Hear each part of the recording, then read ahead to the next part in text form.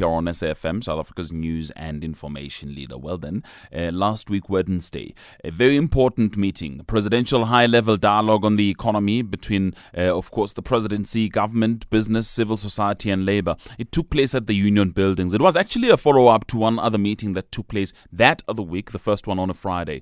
Now, a lot of things came out of this meeting, including the proposed freeze on salaries of the CEOs and executives, which President Zuma said at a press conference would be a strong signal of a commitment to build an equitable economy. Let's talk broadly then about what the suggestions are that are coming out of this meeting and what it is that will be done in order to take this economy forward, especially on the back of some negative reporting on this economy that has come through over the past 2 or 3 weeks, months in particular in this country. Let me welcome my guest then on the program to shed some light on this meeting and the importance within the economic space in this country. Let me start with Mr. Sandile Zungu. He is the Secretary General of the Black Business Council. He was attending the meetings. Mr. Zungu, I thank you for your time this morning.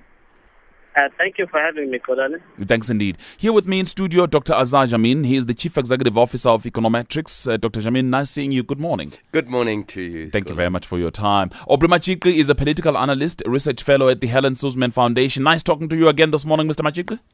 Good morning, Mr. Peter. Thanks for your time. Let's start with Mr. Zungu. Mr. Zungu, you attended both meetings as far as I understand. Give us the objectives of this dialogue. What does this dialogue aim to achieve?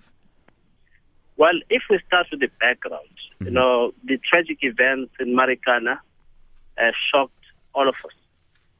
Business, labor, government, community combined. Subsequent to that, there's been a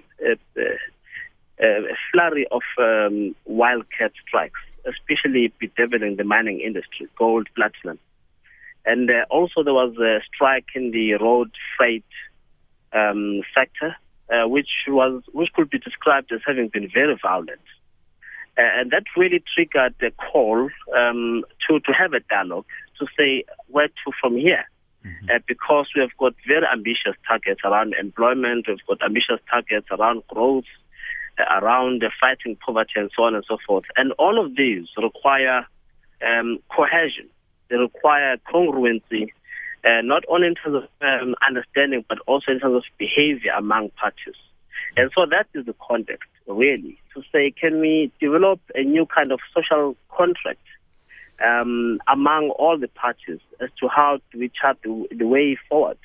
And so from that point of view, I think the meetings were very timely.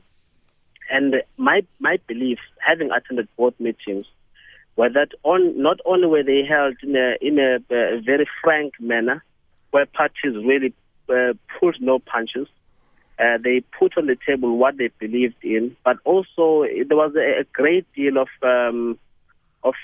decorum, where there were no hurling of insults, but people were really understanding each other's sense of dignity.